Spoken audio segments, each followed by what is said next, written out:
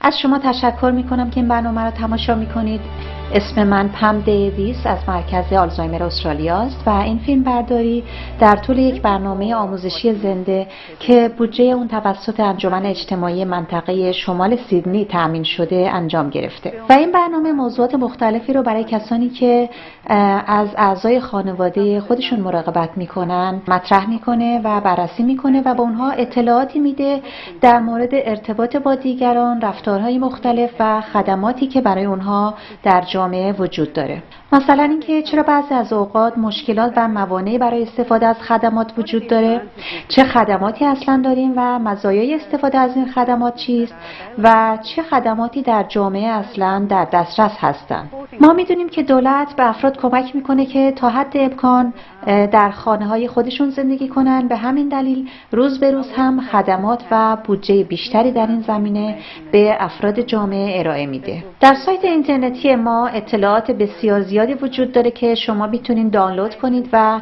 به عنوان یک منبع اطلاعاتی بسیار مفید برای شما مورد استفاده قرار بگیره. مثلا اطلاعاتی برای کسانی که دمانس دارن، اطلاعاتی در مورد مسائل و مشکلاتی که ممکن است شما باهاش روبرو بشین و یا تغییراتی که ممکنه پیش بیاد. من تاکید میکنم که شما حتما به این اطلاعات دسترسی پیدا کنید، به خاطر اینکه این یک منبع اطلاعاتی بسیار مفیدی هست که شما میتونید در خانه خودتون از اون استفاده کنید.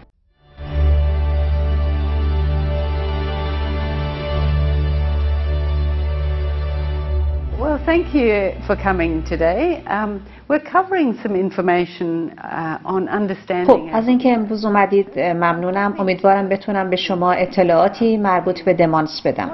در واقع اینکه این بیماری چطور روی فرد تأثیر میذاره و برخی از علل دمانس. این مهمه که بدونید آلزایمر تنها یک نوع دمانس هست. من اغلب از مقایسه دمانس با یک خودرو یا ماشین استفاده میکنم.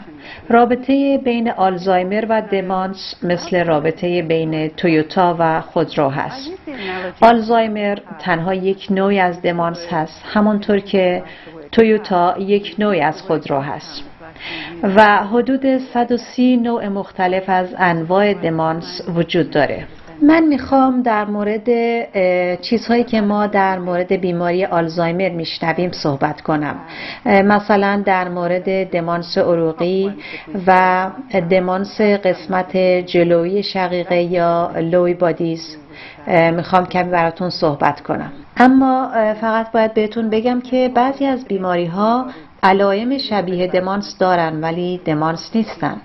بنابراین گاهی اوقات فرد برخی از این علائم رو نشان میده و شما فکر میکنی که اونها ممکنه دمانس باشه و بعد زمانی که تحقیق بیشتر میکنید ببینید که اونها دچار افسردگی یا بعضی از بیماری‌های قابل درمان دیگه هستن. همه افراد ممکنه دچار دمانس بشن ولی معمولا افراد مسن به این بیماری دچار میشن که سن رایج ابتلا به این بیماری بالای 65 سال هست.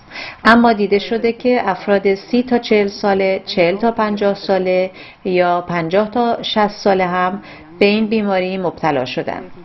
پس این مشکل ممکنه برای هر کسی اتفاق بیفته. دمانس یک بیماری بسیار ناخوشایند هست که خیلی باعث ناراحتی انسان میشه. یک مسئله طبیعی یا نرمال نیست که با افزایش سن به وجود بیاد. مغز یک عضو بسیار پیچیده هست. بخش جلوی اون در انسان واقعا مهمه، مثل مرکز اجرایی بدن میمونه. بنابراین اگر مغز رو مثل یک کارخانه تصور کنیم، بخش جلوی اون بخشی از کارخانه میشه که مدیر عامل شرکت خواهد بود که همه کارها رو انجام میده، افراد رو سازماندهی میکنه، نظرات و پیشنهادات رو بررسی میکنه، تصمیم گیری ها رو انجام میده و برنامه‌ریزی های کارخونه رو. بدون بخش جلویی مغز ما واقعا نمیتونیم عملکرد بسیار خوبی داشته باشیم و در خیلی افراد مبتلا به دمانس بخش جلویی مغز در مراحل اولیه بیماری به طور کامل تحت تأثیر قرار میگیره. لوب شقیقه‌ای مغز همه اون چیزی رو که ما میشنویم تحت کنترل داره در صورتی که این بخش آسیب ببینه، بیمار چیزی رو که بهش گفته میشه نمیتونه بفهمه و یا اینکه نمیتونه جملات رو به هم دیگه ربط بده. لوب آهیانه‌ای مربوط میشه به آگاهی و شناخت انسان. دانستن این که شما در رابطه با چیزهای دیگه در چه مکانی هستید. بنابراین دانستن نحوه نشستن در صندلی، قدم‌ها رو چه اندازه برداشتن و یا اینکه چطور از طریق درب وارد بشه انسان و یا چطور وارد حمام بشه. افراد مبتلا به دمانس لوب آهیانه‌شون آسیب دیده، به این معنی که اونها در محل‌هایی که برای اونها آشنا هم هست گم میشن. در ترتیب انجام کارها که ما برامون خیلی عادی هست اونا مشکل دارن. این بخش از مغز همچنین میتونه به ما کمک کنه که بفهمیم چقدر پول داریم و در خواندن و نوشتن هم به ما کمک میکنه. بنابراین وقتی که این قسمت آسیب دیده میشه، شما میتونید ببینید که با وجودی که همه مردم عادی به فروشگاه میرن و خرید میکنن، این بیماران نمیتونن برن، چون که اونا نمیتونن بفهمن که چقدر باید پول بدن.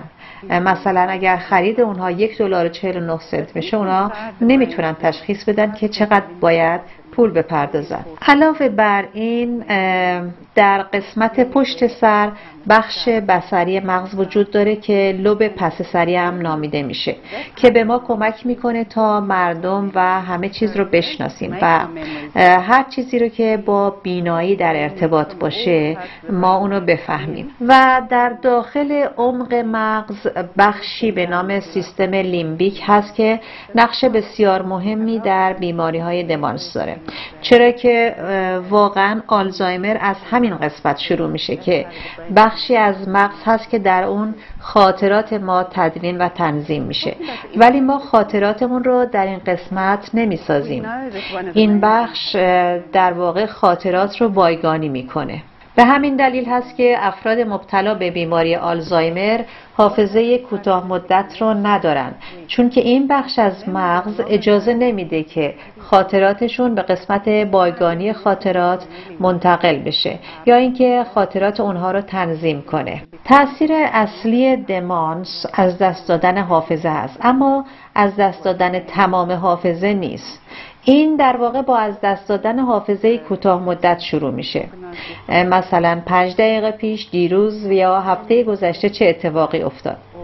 اما حافظه بلند مدت که مربوط به مدت‌ها پیش هست معمولاً کاملا دست نخورده باقی میمونه، که به همین دلیل هست که استفاده از خاطرات گذشته یک روش فوق‌العاده مؤثر برای استفاده در مورد بیماران مبتلا به دمانس هست، چون اونها گذشته دور رو خیلی خوب به خاطر دارن، هرچند که اونها نمیتونن اسم شما رو یا نسبت شما با اونها رو بگن یا اینکه به خاطر داشته باشن. چیز دیگه‌ای که تحت تاثیر قرار میگیره رفتار اونهاست. فرد مبتلا به دمانس ممکنه رفتارهایی داشته باشه که مراقب یا پرستار خودش رو به سختی بندازه و یا اینکه اصلا کنترل کردن رفتارهای اون مشکل بشه. اما این خود بخشی از یک قسمت از مغز که آسیب دیده، به طوری که شیوهی که از بعضی از مردم با اونا ارتباط برقرار میکنن ممکنه باعث برخی از رفتارهای اونها بشه.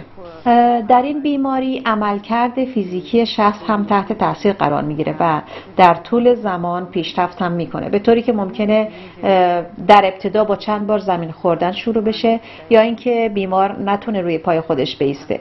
تغییر بعدی اینه که بیمار هماهنگی و همکاریش ضعیف میشه و یا حتی به بی اختیاری و عدم کنترل ادرار منجر میشه و شاید هم حتی به داشتن مشکلاتی در بلع منتهی بشه. مسئله دیگه در مورد زبان و صحبت کردن هست که در این بیماری به تدریج علم زبان انسان از بین میره، بنابراین بیمار کلمات رو فراموش میکنه و در ساختن جملات مشکل پیدا میکنه و اغلب کلمات رو طوری به کار میبره که باعث میشه که جمله بی‌معنی بشه. بنابراین شما باید به دنبال یک راه حل یا سرنخی بگردی که اون چیزی رو که فرد مبتلا به دمانس داره تلاش میکنه به شما بگه، شما بتونی اونو پیدا کنی یا بفهمی. و ادراکات شخص تغییر میکنه، درک شخص از دما یا حرارت و یا اشتها تغییر میکنه. بنابراین این مسئله خیلی برای پرستاران یا مراقبین میتونه خسته کننده باشه. مثلا اونها متعجب میشن که ببینن که چرا بیمار در یک روز واقعا گرم 3 تا پیراهن پوشیده و نشسته. این چنین نیست که اونها خودشون بخوان که این کار انجام بدن. در واقع اونا اصلا احساس نمی کنن و نمیتونن بگن که گرمشونه. دلایل زیادی برای بروز بیماری دمانس وجود داره. من درباره آلزایمر، دمانس عروقی و پارکینسون با شما صحبت کردم. در همه این بیماری ها فرد حافظه خود را از دست میده. البته این انواع دمانس خصوصیت های مختلفی دارن، اما خصوصیت بارز همه اونها این هستش که فرد حافظه کوتاه مدت خودش رو از دست میده. برای فرد مبتلا به دمانس انجام کارها به ترتیب درست و انجام کارهای روزمره سخت میشه. بنابراین توانایی‌های خودش رو از دست میده و به کمک دیگران اتکا میکنه. یک تصمیم نادرست میتونه چیز بسیار ساده‌ای مثل گذشتن از چراغ قرمز باشه و یا تصمیمات خیلی احمقانه مثل قمار کردن با پولی که اصلا ندارن یا اینکه اصرار بر رانندگی در حالی که اصلا گواهینامه ندارن. دمانس با مشکلات کوچکی مانند گم کردن اشیا شروع میشه، اما نگران نباشید، خاطرتون جمع باشه گم کردن اشیا دلیلی بر داشتن دمانس نیست. همونطور که پیرتر میشیم همه ما کارهای خنده‌داری انجام میدیم. مثلا به یک اتاق میریم و میگیم من برای چی اومدم به این اتاق؟ یک چیزی که برای مراقبین یا پرستاران مشکل اینه که افراد بیمار نمیتونن برای انجام کاری اقدام کنن. به همین دلیل اکثرا در یک گوشه میشینن یا اینکه تمام روز رو میخوابن و یا رفتارهای تکراری از خودشون نشون میدن. پس به عنوان پرستار ما باید اونا رو حرکت بدیم، اونا رو از صندلیشون جدا کنیم و وادار کنیم که فعالیت‌های مختلفی انجام بدن. من میتونم به شما بگم که چیزهایی هم به غیر از دمانس وجود داره که میتونه بر روی حافظه تأثیر بذاره، مثل خسته بودن. مثلا ما وقتی که خسته هستیم نمیتونیم به خوبی عمل کنیم، و یا استرس، دلواپسی یا محرومیت از چیزی. اگه به تازگی دچار مصیبتی شدید، نه فقط در چند هفته یا چند ماه گذشته، حتی در چند سال گذشته، این باعث میشه که بر روی شما تأثیر بذاره. همه ما به شیوه های مختلفی شیون میکنیم. مصیبت میتونه در توانایی توجه شما تأثیر بذاره و بنابراین در توانایی حافظه شما هم تأثیر داره. بعضی از داروها میتونن بر حافظه شما تأثیر بذارن. نمیگم کلا دارو مصرف نکنید، فقط میگم که با دکترتون صحبت کنید و بپرسید که کدوم داروها ممکنه بر روی حافظه شما تأثیر بذاره. بعضی از کمبودهای تغذیه‌ای میتونه بر توانایی حافظه شما تأثیر داشته باشه. کم آبی بدن خیلی خیلی مهم هست، به خصوص در افراد مسن و به خصوص وقتی کسی که در حال حاضر دارای بیماری دمانس هست ممکنه حافظه بیشتری رو از دست بده، فقط به خاطر اینکه به اندازه کافی مایعات مصرف نمیکنه. برای بیماری دلیریوم چندین دلیل وجود داره، اما عفونت دستگاه ادراری و یا عفونت‌های دیگر مطمئناً از شایع‌ترین عوامل اون هستند. خب بذارید ببینیم که حالا باید کجا بریم. چرا ما به تشخیص نیاز داریم؟ نکته اصلی در تشخیص بیماری چی هست؟ تشخیص بیماری بسیار مهم هست چون به ما کمک میکنه تا به درمان ریشه های قابل درمان بیماری بپردازیم و اغلب موارد اگه شما بتونید بعضی از این ریشه ها رو درمان کنید متوجه میشید که دمانس در یک سطح بسیار جزئی هست و یا شاید حتی اصلا به وجود نیومده باشه. بنابراین تشخیص بیماری در واقع از بین بردن چیزهایی هستش که وجود نداره. معمولا دکتر برای داشتن یک تشخیص صحیح یک سری معاینات پزشکی انجام میده. اونها از ابزارهای ارزیابی برای چک کردن حافظه شما استفاده میکنن و اگر واقعا نگران شما باشن شما رو برای کت اسکن یا MRI میفرستن تا ببینن که کدام قسمت از مغز شما درست عمل نمیکنه و میبینن که آیا علت دیگری هم وجود داره. مثلا میتونه یک تومور باشه و البته اگر یک تومور بخشی از مغز شما رو تحت تاثیر قرار بده میتونه مانند دمانس به نظر برسه. اگه بیماری شما دمانس باشه در این صورت مسلماً ما باید به بعضی از درمانها چشم داشته باشیم.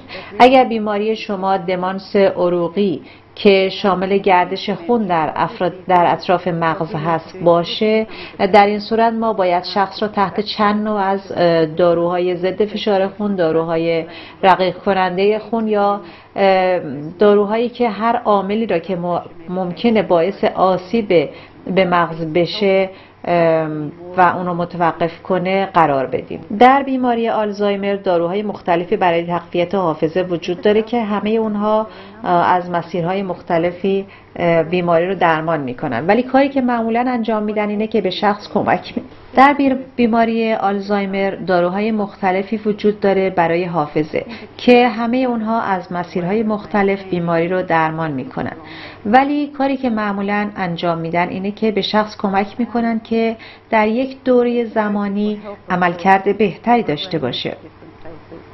این درمان نیست اما راهی هست برای نگه داشتن بیمار در همین وضعیت برای مدت طولانی تر و ممانعت از اینکه بیماریش وخیم‌تر بشه. برای کمک گرفتن باید به کجا مراجعه کرد؟ مکانهای مختلفی وجود داره یا جاهای مختلفی که ما میتونیم در صورت نیاز به کمک به اونجا مراجعه کنیم. قطعا من با GP یا دکتر خانوادگی شما شروع میکنم و مرحله بعد مراجعه به تیم ارزیابی مراقبت از سالمندان در بیمارستان محل زندگی شماست و یا اینکه کسی توی خانه شما رو ویزیت کنه. بنابراین من به پرستاران و مراقبین همیشه میگم مهمترین چیز این هستش که قبل از اینکه بیمار رو پیش دکتر ببریم دکتر را از وضعیت بیمار مطلع کنیم. هیچ چیزی بدتر از این نیستش که در حضور شخصی که دچار دمانس هست با دکتر صحبت کنیم در مورد اون و به دکتر بگیم که این شخص این کار رو میکنه اون کار رو میکنه درست عمل نمیکنه. این واقعا تحقیر و توهین هست و بسیار بی احترامی هست و هیچ وقت نباید در حضور شخص اطلاعات مربوط به اون رو به دکتر داد. میتونید برای دکتر نامه بفرستید و وضعیت اون رو شرح بدید یا اینکه خودتون به تنهایی به ملاقات دکتر برید و وضعیت بیمار رو شرح بدید و اطلاعات مربوط به بیمار رو به دکتر بدید و این باعث میشه که دکتر قبل از معاینه مریض بدونه که مریض در چه وضعیتی هست و میتونه تحقیقاتش رو هدایت کنه. خط اینترنتی کمک رسانی ما جایی هستش که شما میتونین همه خدمات آلزایمر استرالیا رو دانلود کنید و ما مشاوران آموزش دیده‌ای به صورت آنلاین در اختیار شما میذاریم. اونها میتونن با شما در مورد بعضی از این موضوعات صحبت کنن. اونها میتونن از طریق پست الکترونیکی برای شما اطلاعات بفرستن و به شما بگن که بعضی از نشانه ها و علائمی که باید دنبالشون بگردین چی هست و بعد از اون شما باید چه کار کنید. و اون این هستش که ذهنتون رو فعال نگه دارید، کارهایی که محرک و چالش برانگیز و متنوع و جالب هست انجام بدید. وقتی که شما در حال کار هستید هنوز این نوع کارها رو انجام میدید، اما هنگامی که بازنشسته میشید اغلب اوقات شما درگیری‌های ذهنی خودتون رو متوقف میکنید و مغز شما غیر فعال میشه. در این صورت شما میتونید این کارها رو در زمان تفریح خودتون انجام بدید. شما میتونید کارهایی مثل بازی‌های ذهنی، جدول، سودوکو و هر چیز دیگه شبیه به اون رو انجام بدید. یه زبان دیگر هم یاد بگیرید. اگر شما به زبان دیگه صحبت کنید به خودی خود مسیرهای عصبی بیشتری از هر فرد دیگه‌ای دارید. این واقعا مهمه که شما مغزتون رو فعال نگه دارید، سالم بمونید و ورزش کنید. دومین کاری که خیلی مهم هست این هست که بدنتون رو سالم نگه دارید. بنابراین باید ورزش کنید. چون ورزش تنفس شما رو عمیق‌تر میکنه، این کار باعث میشه که اکسیژن بیشتری به مغزتون بفرسته. اکسیژن چیزی است که مغز رو تغذیه میکنه و در عین حال اون رو تیز و هوشیار و سالم میکنه. و مطمئن بشید که شما کارهای انجام میدید که از سقوط شما جلوگیری میکنه یا زمین خوردن شما جلوگیری میکنه. مثلا کارهای احمقانه نکنید. نرید بالای نردبان که لامپ رو عوض کنید. از یک نیروی خدماتی یا کارگر بخواید که این کار رو برای شما انجام بده. چون زمانی که شما مسن هستید و سقوط میکنید معمولا این به شکستگی استخوانتون ختم میشه و باید به بیمارستان برید. اونجا داروی بی‌حسی یا بیهوشی به شما داده میشه و در بیمارستان در معرض بسیاری از میکروب ها قرار میگیرید. و سومین کاری که خیلی مهم هست این است که در فعالیت های اجتماعی باقی بمونید. در این صورت ارتباطتون رو با افراد دیگه حفظ میکنید. تحقیقات نشون داده که افرادی که خود رو منزوی میکنن بیشتر در خطر مبتلا شدن به دمانس هستند. بنابراین ما میخوایم اطمینان حاصل کنیم که همه افراد با دیگران سخن بگن. هر روز با کسی از طریق تلفن یا به صورت رو در رو صحبت کنن و البته صحبت کردن رو در رو بهترین حالت هست. به هر حال هر نوع از تعامل با دیگران به شما کمک خواهد کرد که مواظب سلامت مغز خودتون باشید. هر فرد مبتلا به دمانس منحصر به فرد هست. این بیماری روی هر کسی به صورت متفاوتی تأثیر میذاره. هیچ الگوی مشخصی وجود نداره. اغلب افراد میپرسن چه مدت طول میکشه، ولی ما نمیتونیم چیزی بگیم. این بستگی به سن شما داره. سلامت عمومی شما چطور باشه، چه نوع از دمانس مبتلا باشین و چه مدت هست که شما این بیماری رو دارین.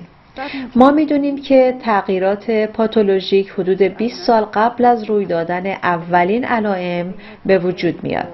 بسیاری از ما ممکنه در حال حاضر حتی بدون اینکه بدونیم شروع به گرفتن این بیماری کرده باشیم. خب من فکر میکنم که احتمالاً به همین اندازه شناخت درباره دمانس برای ما کافی باشه.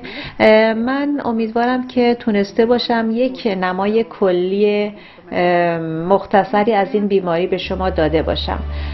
البته دوره‌های آموزشی زیادی وجود داره که شما میتونید بگذرونین که اطلاعات بیشتری به شما خواهد داد. از حضورتون متشکرم.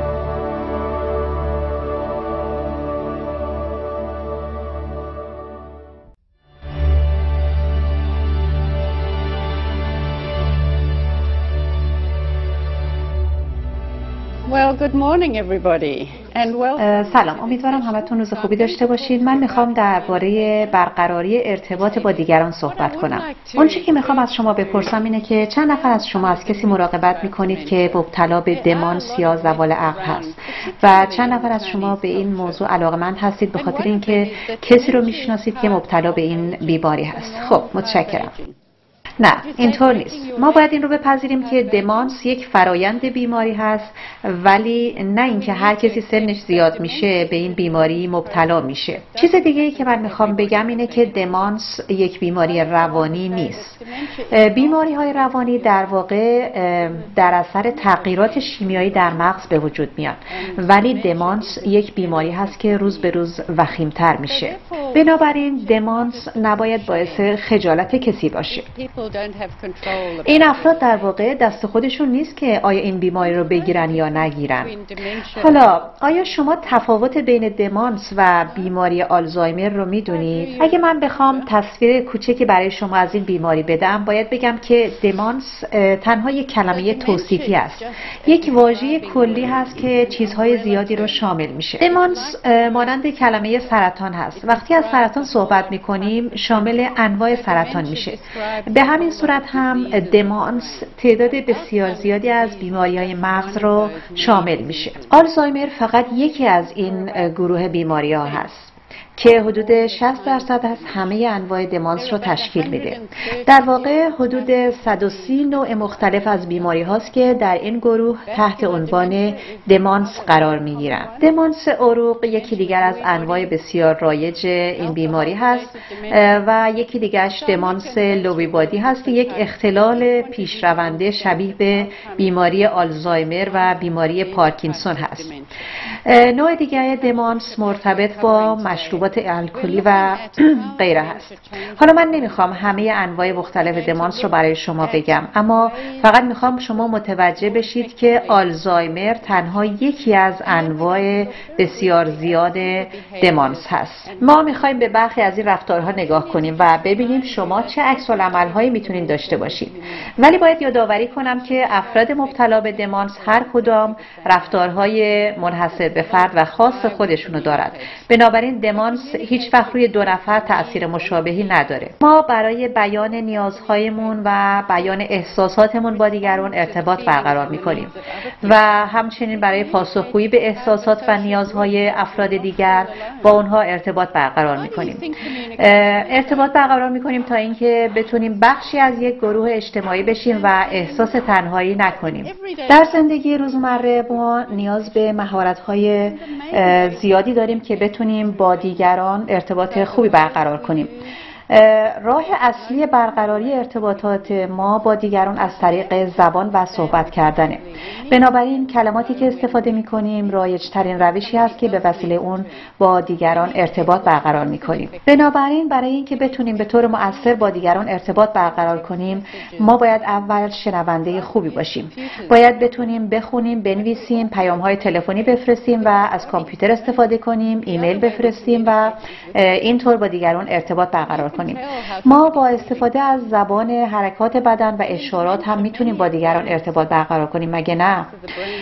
و یک راه دیگر ارتباط برقرار کردن با دیگران با حالات چهره و حرکات صورتمون هست. اما ما هنوز هم میتونیم با یک نفر که مبتلا به دمانس هست با استفاده از مهارت‌های دیگه ارتباط برقرار کنیم.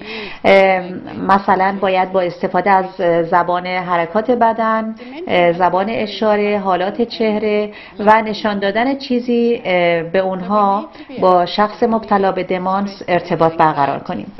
متاسفانه بیماری دمانس یک بیماری بسیار بد و منزوی کننده هست. فرد مبتلا به دمانس توانایی برقراری ارتباط با دیگران رو در طی پیشرفت بیماری از دست میده. بنابراین ما هم برای مؤثرتر کردن ارتباطمون با اون نیاز به تغییر روش‌های ارتباطی خودمون داریم. مغز یک کمی شبیه به یک کارخانه عمل میکنه. هر بخشی از کارخانه کارهای مختلفی رو انجام میده. اما زمانی که بخش‌هایی از یک کارخانه کار نکنن، بقیه بخش‌ها هم نمیتونن خوب کار کنن. میکنن. بدن هم همینطوره.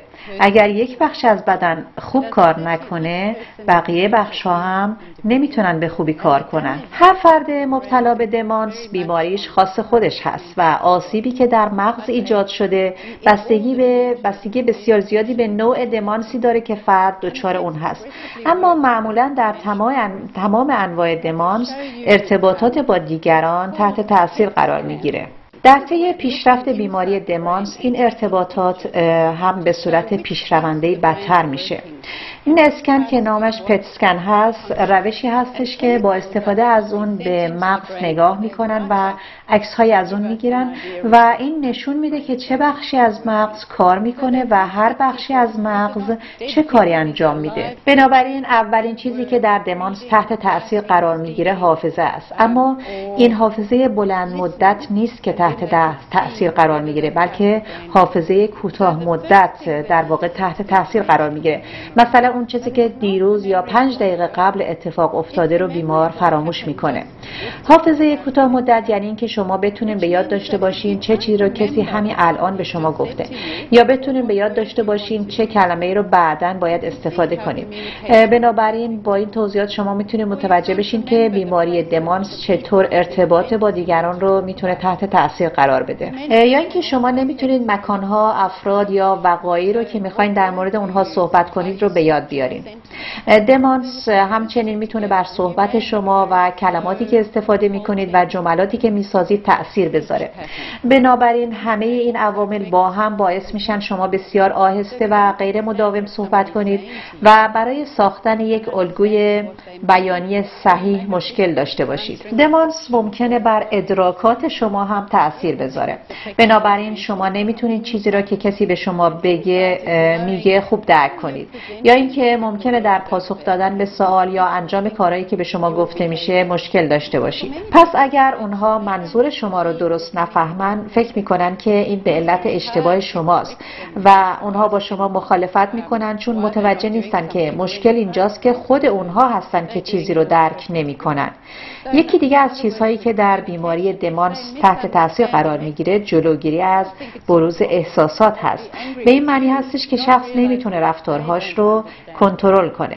بنابراین برای بسیاری از مردم که دارای این آسیب در بخش جلویی مغز خودشون هستن، نمیتونن از بروز احساسات خودشون جلوگیری کنن، به طوری که مثلا اونها بلندتر از شما حرف میزنن یا چیزهایی رو میگن که خیلی شما رو ناراحت میکنه و متوجه نیستن که رفتارشون بد و نامهربان هست. چیز دیگه‌ای که تحت تاثیر قرار میگیره در بیماری دمانس تمرکز هست. این به این معنی هست که ما نتونیم کارهای بزرگ رو برنامه‌ریزی کنیم، چون که بیمار مبتلا به دمانس قادر نیست برای زمان طولانی بر روی چیزی تمرکز کنه و کاری رو برای مدت معینی انجام بده. اما فرد مبتلا به دمانس هنوز هم میتونه به تون صدا و زبان حرکات و اشاره ها پاسخ بده.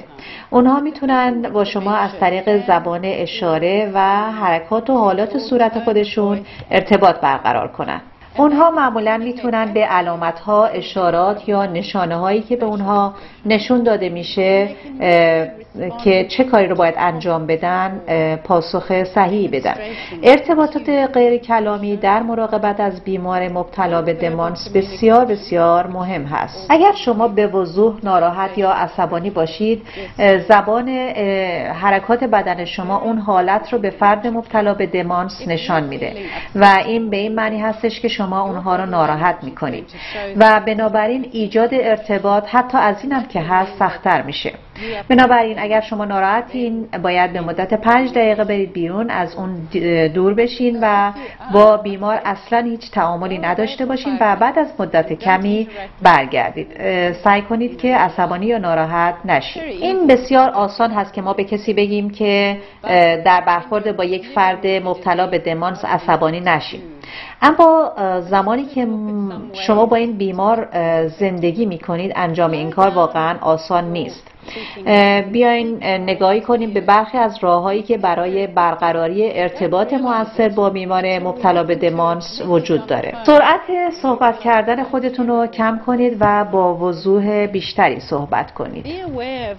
ما معمولاً بسیار سریع صحبت میکنیم و ولی این مسئله رو وقتی درک می‌کنیم که به یک پیام تلفنی گوش میکنیم، اون موقع است که میفهمیم که ما همه این پیام رو اولین بار خوب نشنیدیم و مجبور میشیم که دوباره گوش کنیم، به خاطر اینکه دنیای اونها معمولاً با دنیای شما فرق داره.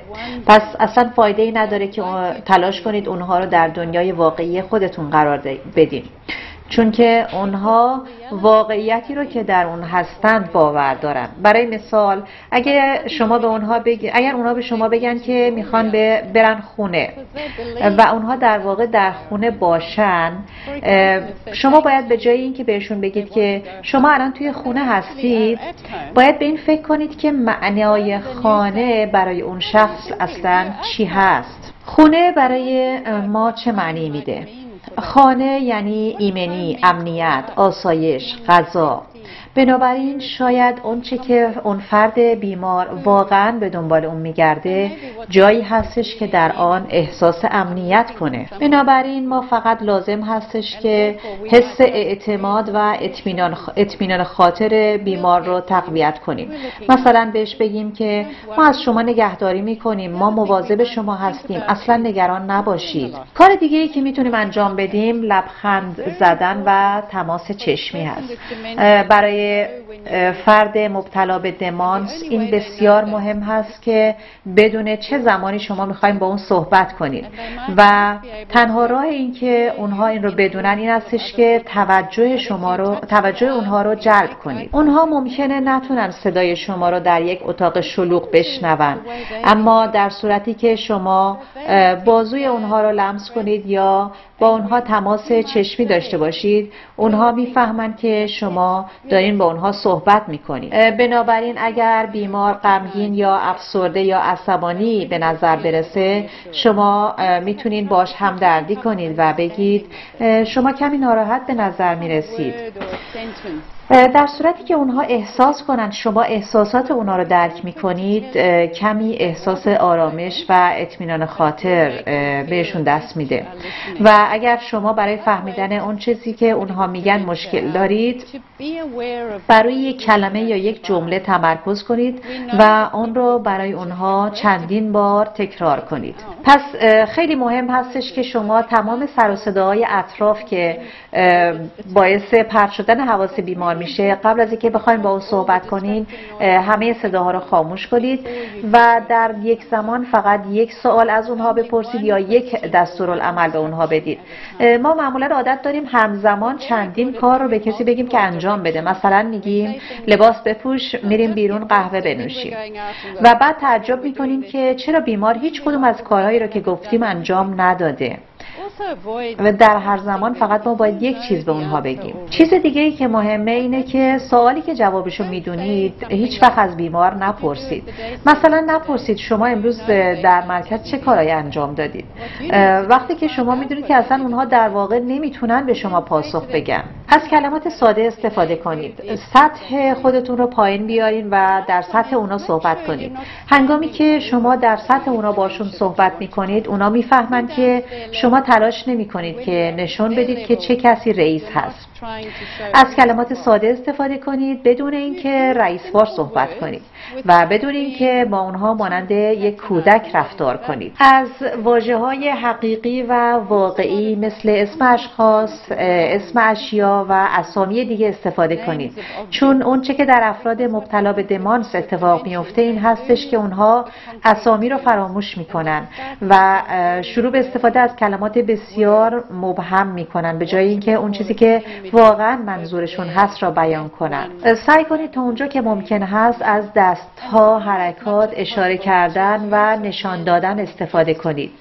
اگر اونها چیزی رو میخوان، اون رو به اونها نشان بدید و مثلا بگید که این رو میخواین، اون رو میخواین، به جای اینکه فقط از کلمات استفاده کنید، شیء رو به اونها نشان بدید.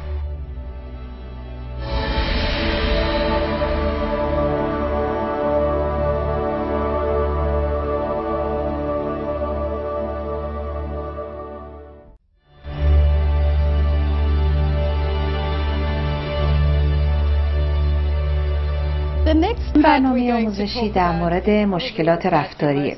برخی از رفتارهایی که شما با اونها مواجه میشید. من اینها رو می‌نویسم تا بتونم اونها رو خوب به یاد داشته باشم. خب اجازه بدین نگاه کنیم به این بعضی از این رفتارها و ببینیم که میتونیم برای اونها راه حلی پیدا کنیم. مثلا رفتار تکرار. تکرار یک رفتار بسیار رایج هست. اتفاقی که میفته اینه که بیمار حافظش رو از دست میده و به خاطر نمیاره که قبلا این سوال یا درخواست رو از شما کرده و دوباره از شما میپرسه و باز مجددا از شما چیزی رو میپرسه و این پرسیدن رو تا وقتی ادامه میده که شما حواس اون رو پرت کنید یا فکرش رو به سوی چیز دیگری منحرف کنید. این روش گاهی اوقات کار میکنه که مثلا شما جواب اون سوال رو روی یک تکه کاغذ یا در یک دفترچه بنویسید. به خصوص در مورد مردانی که همیشه یک دفترچه کوچک توی جیبشون هست، مثلا بنویسید من در رندویک زندگی میکنم. بنابراین وقتی که بیمار از شما برای بار ششم میپرسه اینو، شما بهش میگید به کتاب خودت نگاه کن. شما ممکن هستش که دوباره مجبور بشی که این کار رو چند بار تکرار کنی، یعنی اینکه پس از مدتی به هر حال اونا دوباره به دفتر خودشون نگاه میکنن که این میتونه کارساز باشه. اما از اونجایی که همه این موارد شخصیه، یعنی بستگی به افراد داره، ممکنه اون چیزی که برای یک نفر مؤثر هست برای دیگری تأثیری نداشته باشه. بنابراین حالا که من دارم این مسائل رو برای شما عنوان میکنم، یک نگاهی میکنیم به شیوه حل این مسئله که در اون شما میتونید مرحله به مرحله این مشکل رو حل کنید و سعی کنید که به جواب برسید. این میتونه برای مراقب یا پرستاری که مجبور بارها و بارها این رو بگه بسیار خسته کننده باشه. اما بدترین پاسخی که شما ممکنه بتونید بدید اینه که بهش بگید شما قبلا اینو از من پرسیدید. یک روش دیگه که میتونید امتحان کنید داشتن یک تخته هست که روی اون چیزایی رو که میخواین اونا بدونن بنویسید. ممکنه بیمار این سوال رو بپرسه که امروز چه روزی هست. بنابراین اگر شما مثلا یک تخته داشته باشید که روی اون نوشته باشید امروز سه‌شنبه هست اول ماه می و هر روز شما اون تاریخ رو عوض کنید، فرد دیگه نیازی به پرسیدن این سوال نداره. مسئله دیگه‌ای که می‌خوایم بررسی کنیم مسئله فحش دادن هست. من اول باید این توضیح رو بدم که در بخش شقیقه‌ای مغز ما بخشی وجود داره که به نام تنظیم کننده هست و این قسمتی هستش که ما رو از انجام کارهایی که ممکنه خوب نباشن یا از لحاظ اجتماعی مناسب نباشن باز می‌داره. ممکنه ما مثلا شوخی‌های بی‌ادبانه توی فکرمون باشه که مطرح کنیم، ولی این بخش از مغز به ما میگه که نه، در این موقعیت این حرف رو نزن، این شوخی رو انجام نده، این شوخی رو نگو. متاسفانه ما نمیتونیم این رفتار فحش دادن بیماری که مبتلا به دمانس هست رو تغییر بدیم. ما فقط ممکنه یاد بگیریم که بتونیم اون رو مدیریت کنیم. یک راه نادیده گرفتن اون هست. راه دیگه رفتن به مکانهایی هستش که در اونجا مهم نیست که اگر اونها فحش بدن و راه دیگه معذرت خواهی از دوستان و خانواده و همسایه ها هست که مثلا ما بهشون بگیم که متاسفم من نمیتونم این بیمار رو کنترل کنم. خوشبختانه اگر که شما اون چیزی رو که اتفاق میفته به مردم توضیح بدید، خیلی از مردم بسیار درک پذیر هستن. یه مسئله دیگه‌ای که میخوایم بررسی کنیم صرف نظر کردن، عقب نشینی کردن یا ارتباط برقرار نکردن هست. یکی از مسائلی که در اینجا مطرحه اینه که شاید آسیب در بخشی از مغز که کنترل زبان رو بر عهده داره به وجود اومده باشه. اگر شما نتونید با کسی ارتباط برقرار کنید، پس فایده‌ای هم نداره که حتی تلاشی برای انجام این کار کنید. به علاوه برای بسیاری از افراد مبتلا به دمانس در بیشتر کارهایی که اونا سعی میکنن انجام بدن شکست میخورن و در نتیجه بعد از مدتی اون رو رها میکنن. بیماری دمانس به افسردگی خیلی شباهت داره و بعضی از علائم اونها بسیار مشابه است. یکی از علائمی که هم در افسردگی و هم در دمانس هست اینه که فرد علاقش رو به انجام چیزهایی که قبلا انجام میداده از دست میده. بنابراین ترجیح میده که فقط بشینه و کاری نکنه و همیشه نشسته و کاری انجام نمیده و به نظر میرسه که اصلاً خیالی ندارن که کاری رو انجام بدن. یه چیز دیگه ای که کمک به این مسئله میکنه و اون رو تشدید میکنه اینه که بخشی از مغز که موتور راه انداز یا شروع کننده کار هست در این بیماران آسیب دیده. بخشی از لوب جلویی مغز ماست که آغازگر کارهای ما است. بنابراین وقتی که این قسمت از مغز آسیب ببینه، فرد دیگه نمیتونه هیچ کاری رو شروع کنه یا اقدام به انجام کاری کنه. یه سری از مردم هستن که همیشه میگن که حق با اوناست. من قبلا به شما توضیح دادم که افراد مبتلا به دمانس بینششون رو از دست میدن.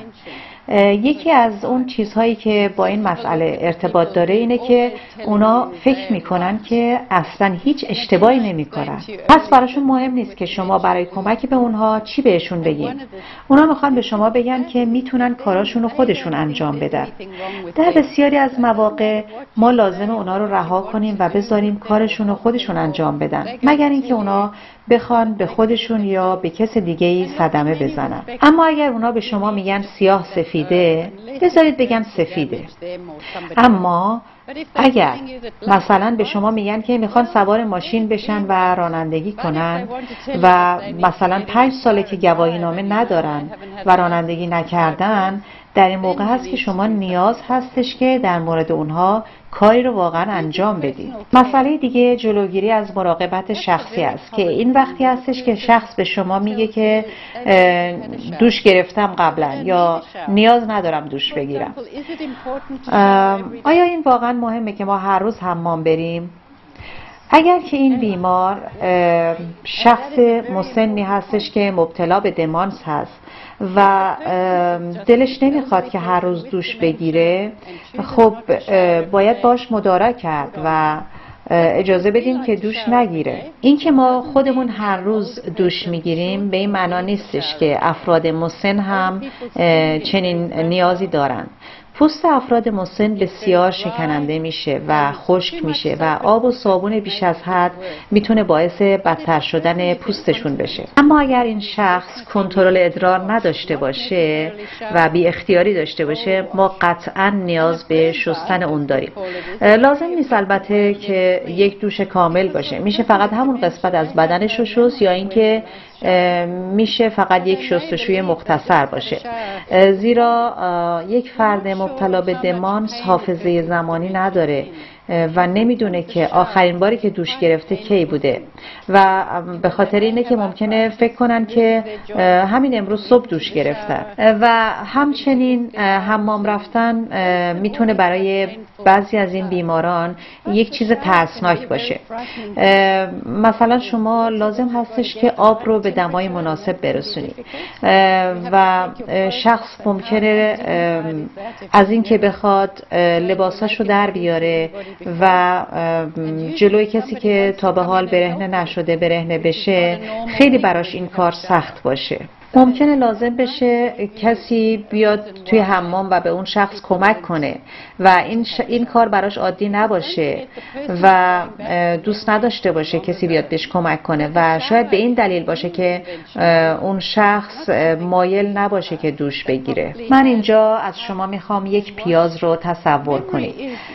میخوام شما به اولین خاطراتتون از آغاز زندگیتون فکر کنین، درست در هسته یا مرکز پیاز اینجا.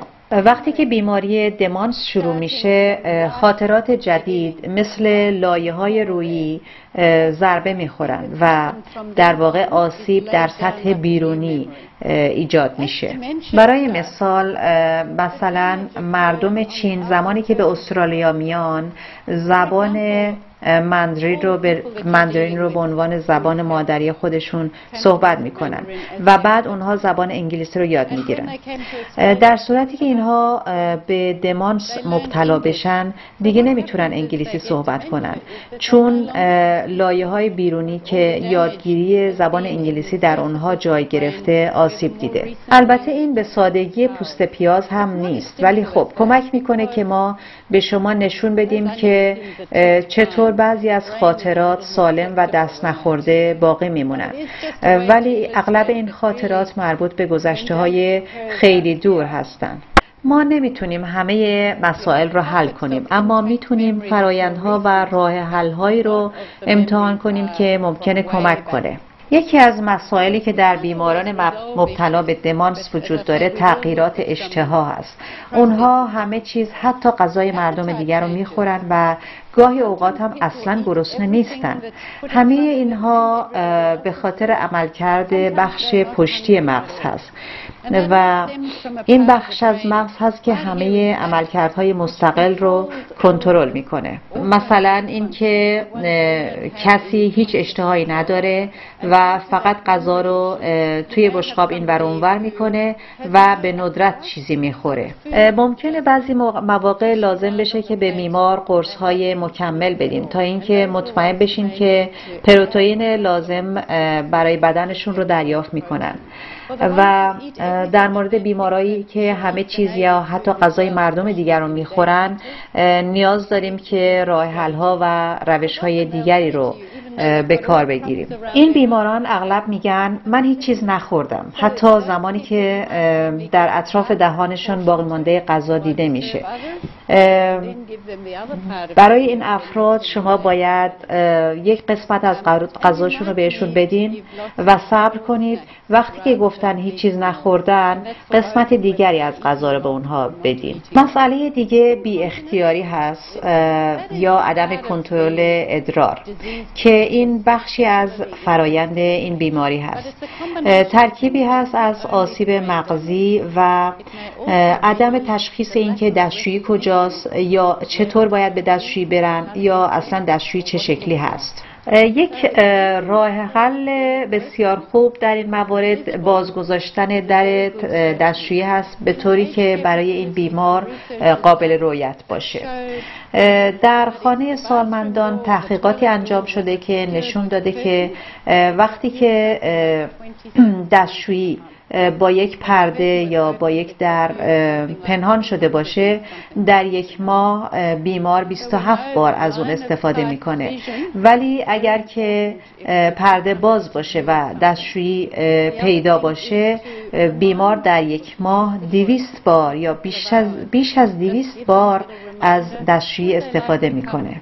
به خاطر اینکه فرایند اون در مغز بیمار بسیار کند انجام میشه و اغلب درست همون زمانی که نیاز به رفتن دستشویی دارن مغزشون پیام میده که اونها باید به دستشویی برن، ولی قبل از این که بتونن به دستشویی برسن کنترل ادرار خودشون رو از دست میدن. یک روش بسیار خوب دیگر این هستش که علائمی یا تصاویری روی در دستشویی بذاریم که مشخص کنه که اینجا دستشویی هست. مسئله دیگه رفتارهای خشونت‌آمیز یا پرخاشگرانه هست که معمولاً نتیجه نوعی از سرخوردگی یا خشم هست.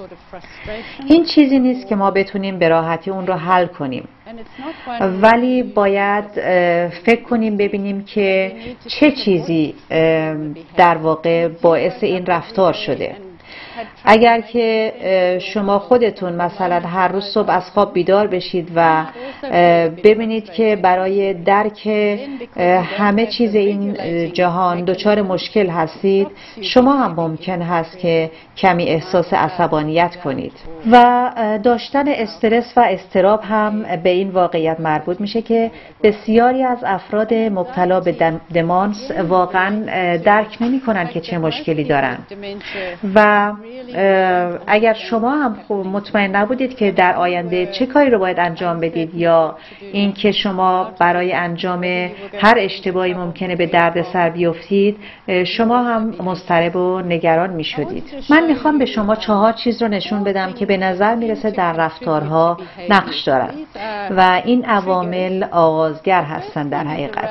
اولین اونها درباره مسائل شخصی مثل سلامتی هست.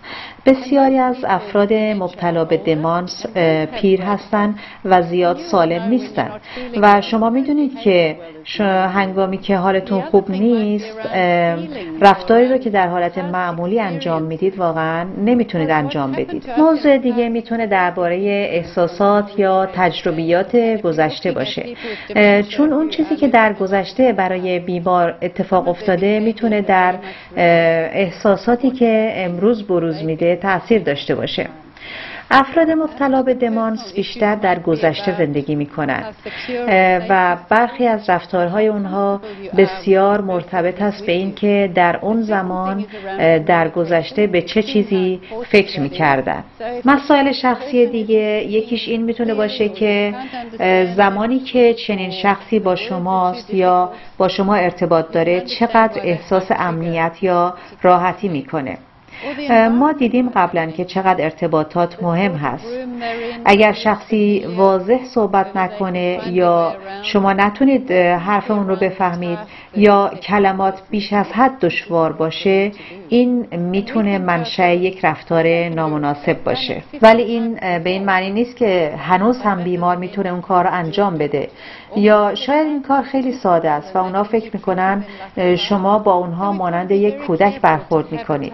پس مراقب باشید کارهایی که برای اون بیمار تعیین میکنید متناسب با قابلیت های اون باشه. اون چیزی که من میخوام به شما نشون بدم یک استراتژی یا راه حل برای حل مشکل هست و این یک مدل هست یا یک نمونه. اگرچه من میتونم به شما نحوه پاسخ به رفتارهای خاص بیمار رو بدم، ولی این یک مدلی هستش که شما میتونید در خانه استفاده کنید. گاهی اوقات لازم هست که شما مشکل رو تجزیه کنید و بپرسید چه مقدار از اون یک مشکل واقعی هست و چه مقدار از اون رو من میتونم باش کنار بیام. گاهی اوقات لازم است که شما به مسئله نگاه کنید و بپرسید که آیا در این مورد یک قاعده هم وجود داره؟ آیا این اتفاق هر روز میفته یا تنها زمانی که مثلا این کارگر خاص اینجا هست این اتفاق میفته؟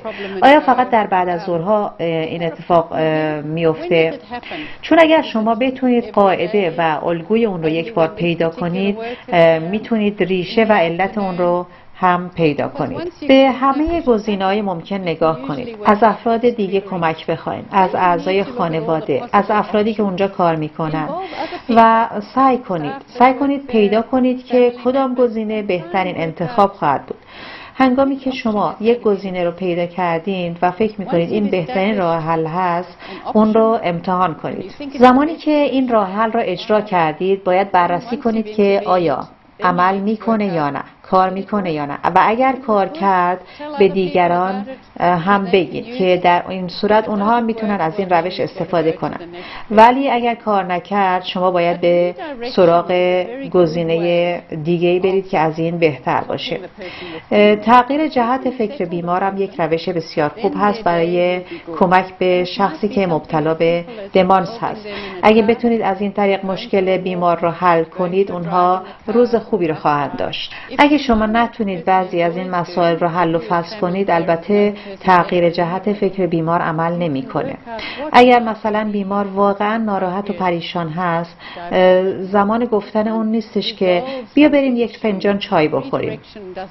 اول شما باید به بیمار آرامش بدین و بعد میتونید تغییر جهتی در فکر بیمار ایجاد کنید و اون رو امتحان کنید. روش دیگه استفاده از موسیقی هست که یک روش بسیار عالی هست. مرکز درک موسیقی در مغز نزدیک به مرکز لذت در مغز هست. موسیقی میتونه روح ما رو بلند کنه، به ما احساس بهتری بده، به ما آرامش بده. بنابراین من پیشنهاد میکنم که در صورتی که شخص ناآرام هست از موسیقی به عنوان یک گزینه بسیار خوب استفاده کنید و البته باید بدونید که چه موسیقی میتونه اونها رو خوشحال کنه. چیزی که باید به یاد داشته باشید این هستش که هر کسی برای خودش یک شخصیت منحصر به فرد داره. روشی که برای یک فرد عمل میکنه ممکنه برای دیگری اصلا عمل نکنه و یا روشی که امروز عمل میکنه ممکنه فردا عمل نکنه. بعضی از چیزها رو شما نمیتونید تغییر بدید، بنابراین لازم هستش که اون چیزی رو که مجبورید بپذیرید بپذیرید و اون چیزی رو که میتونید تغییر بدید. یک چیز خوب در مورد دمانس این هستش که تمام مراحل آن روز به روز تغییر میکنه، به طوری که ممکنه رفتاری که امروز برای شما خیلی چالش برانگیز باشه فردا برطرف شده باشه. این برنامه آموزشی در مورد خدمات هست. من میخوام در مورد موانعی که برای استفاده از خدمات وجود داره صحبت کنم و بعد هدف و برنامه بعدیم این هستش که در مورد خدماتی که در زمینه‌های مختلف وجود داره براتون صحبت کنم. دولت استرالیا هزینه‌های زیادی رو صرف میکنه که کمک کنه به مردم که در خانه‌های خودشون بمونن، چون میدونه که اکثر مردم دوست دارن که در خانه خودشون زندگی کنن. اما شما نمیتونید که همیشه از کسی که در خانه هست تا آخر عمرش مراقبت کنید. در این موارد چه خدماتی رو شما میتونید نام ببرین؟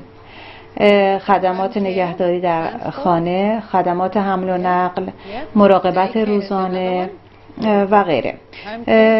تعداد زیادی از این خدمات و خدمات دیگه در جامعه ما وجود داره. بسیار مهمه که مردم بتونن در خانه های خودشون زندگی کنن، چون اونها در خانه خودشون احساس امنیت و راحتی بیشتری میکنن، چون محیط خونه براشون آشنا هست و باش انس دارن و میدونن که هر چیزی کجاست، پس استقلالشون هم بیشتر حفظ میشه. اما نگه داشتن افراد در خانه و مراقبت از اونها در خانه خیلی وقت میگیره. به هر حال خوشبختانه خدماتی برای کمک به نگهداری افراد در خانه وجود داره. ما نمیتونیم انتظارات غیر واقعی در مورد این خدمات داشته باشیم.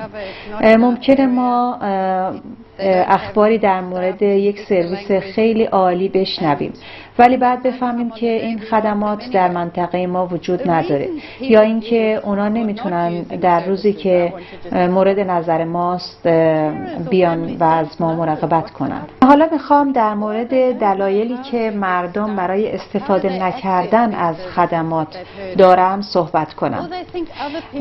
مثلا مراقبین یا پرستاران نمیدونن چه خدماتی وجود داره، یا اینکه نمیدونن از کجا باید شروع کنن، یا چطور میتونن به خدمات دسترسی پیدا کنن، یا اینکه اونا فکر میکنن بقیه برای استفاده از این خدمات از اونها شایسته تر هستن. پس مزایای استفاده از خدمات چیه؟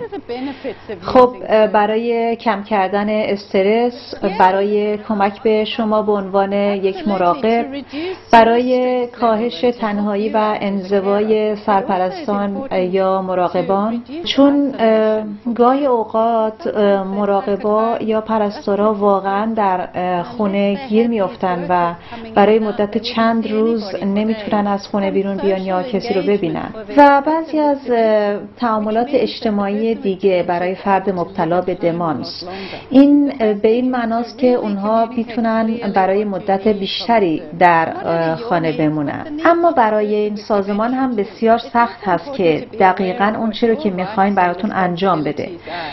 وقتی که اونها یه فهرست کاملی از شیفت ها رو دارن که باید تنظیم کنن، ممکنه نمیتونن به همه خواسته های شما رسیدگی کنن.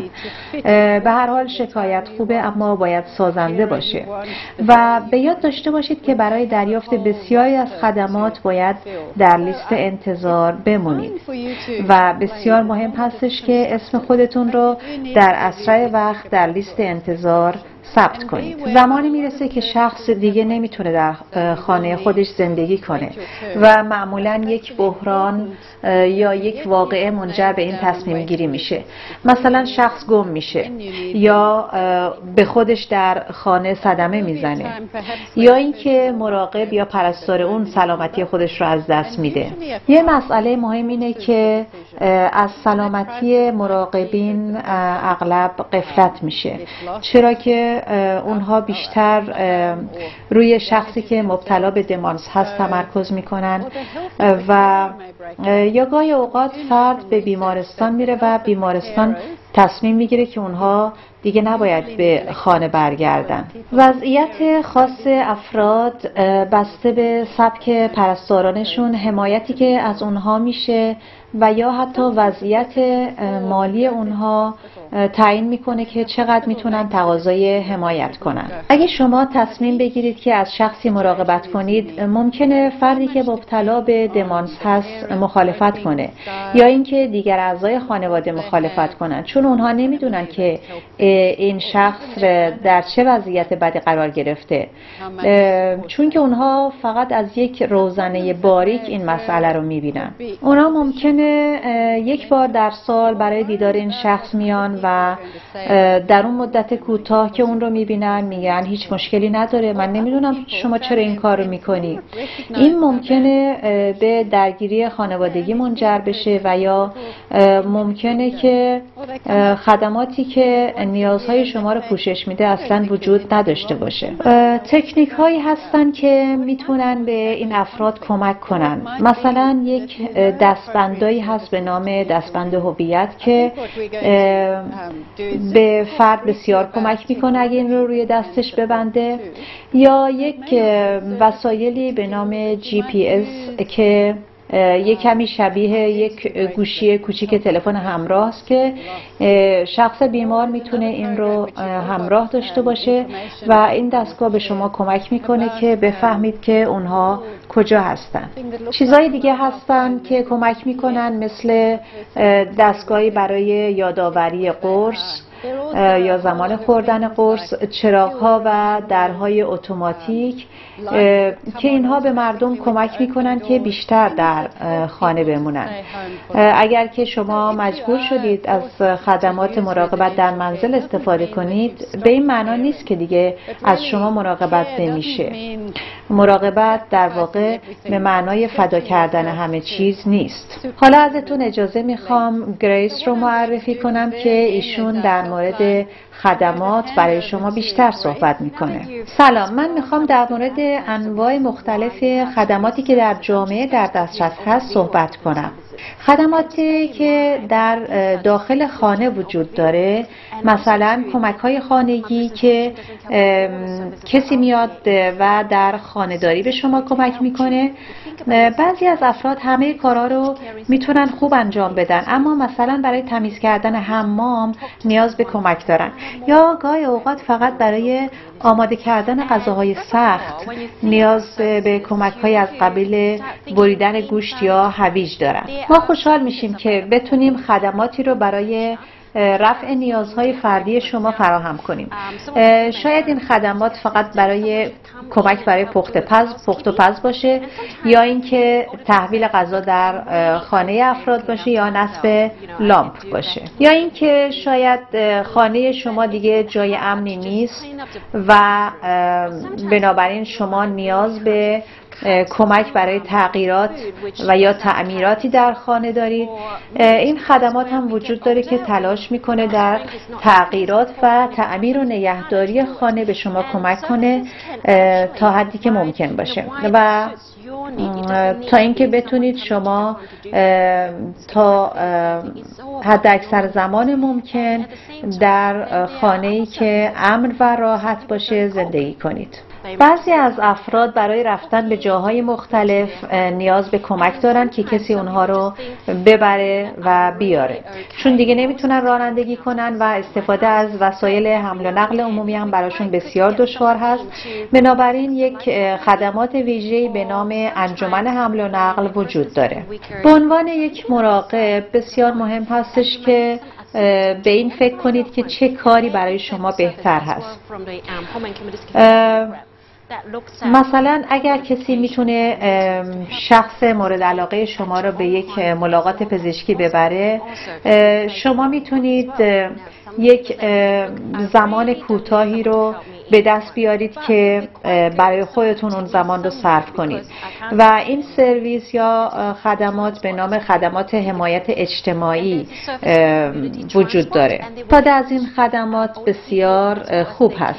زمانی هستش که فرد نه تنها نیاز به حمل و نقل داره، بلکه وقتی هم که به مکان مورد نظرش رسید نیاز به این داره که در یک چند ساعتی اونجا همراه با پرستارش بتونه استراحت کنه. اخیراً ما در یک جلسه صحبت کردیم که ببینیم که چه خدماتی هستش که مردم کمتر از اونا اطلاع دارن و متوجه شدیم که بیشتر مردم در مورد خدمات همکاران دیگر بهداشتی ما مثل پودیاتریست که دکترایی هستن که بیماری های مربوط به پا رو درمان میکنن، اینا مردم از این خدمات اطلاع ندارن و این افراد میتونن خدمات اضافی برای کمک به کسایی که نمیتونن روی پای خودشون بایستن ارائه بدن. اکثر مردم در مورد پودیاتریست ها چیزی نمیدونن. بعضی از این مردم در مورد متخصصان تغذیه، در مورد چیزایی که باید بخورن، چیزایی که نباید بخورن و مشاوره در این موارد اطلاعاتی ندارن. بعضی از مردم تجربه های قبلی بدی از متخصصان تغذیه دارن، اما متخصصان تغذیه ما بر اساس سبک زندگی شما و غذاهایی که دوست دارید با شما کار میکنن. این متخصصین با شما کار میکنن چون ما این راه سخت رو به اونها آموزش دادیم که اگر بخوایم تلاش کنیم که تغییری در رژیم غذایی افراد، مخصوصا افرادی با پیشینی‌های فرهنگی متفاوت ایجاد کنیم، میدونیم که این کار عملی نیست. متخصصان ما کمک میکنن که پرستاران رژیم غذایی بیماران رو درست مثل رژیم غذایی مورد علاقه خودشون مدیریت کنن. خدمات بسیاری در جامعه وجود داره، مثل متخصصین بهداشت شغلی، فیزیوتراپ ها و غیره. و بعضی وقتا خیلی مشکله که تصمیم بگیریم که کدوم یک از این خدمات بهتره.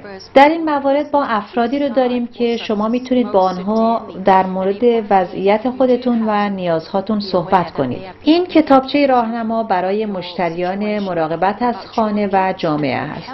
شما میتونید این کتابچه رو از سایت ما دانلود کنید. مثل خدمات در منزل، ما خدماتی هم داریم که افراد میتونن در خارج از منزل از ما دریافت کنند. به عنوان مثال مراکز مراقبت روزانه از سالمندان که شما ممکنه تا حالا از اونجا استفاده کرده باشید، که اینا مراکزی هستن برای اینکه روزانه از سالمندان مراقبت میکنن و علاوه بر این ما مراکزی داریم که به طور روزانه از افرادی که مبتلا به دمانس هستن مراقبت میکنن و همچنین گروه های مختلفی در جامعه وجود دارن که مردم میتونن عضو بشن. مثلا گروه های برای سالمندان وجود داره که برای نیازهای مختلف اونها فعالیت هایی داره. گروه های حمایتی هست برای مراقبین و پرستاران در جامعه که شما میتونید برای گرفتن پشتیبانی از اونها در اون شرکت کنید و بفهمید که پرستاران دیگه چطوری وضعیت خودشون رو مدیریت میکنن. ما میدونیم که خیلی مشکله که همه چیز رو در مورد خدمات ما بدونیم، بنابراین ما سرویسی به نام خدمات اطلاعات و پشتیبانی و خدمات ارجاع داریم. این سرویس به این صورت هستش که از طریق خط تلفن یا رو در رو میتونن به شما کمک کنن که بفهمید که چه خدماتی وجود داره و چه خدماتی برای شما بهتره. و همچنین اگر که زبان انگلیسی براتون مشکل هست، ما داوطلبانی داریم که میتونن با شما به زبان خودتون صحبت کنن. همه کسانی که این خدمات رو ارائه میدن به خدمات مترجمین مراقبت بهداشتی دسترسی دارند. بنابراین بدون توجه به این که شما به کدوم خدمات مراجعه میکنید، اونها میتونن یک مترجم برای شما فراهم کنن. بنابراین اگر مسئله یا مشکل زبان دارید، شما فقط باید به اونها بگید که به چه زبانی صحبت میکنید و اونها چطور میتونن با شما تماس بگیرن.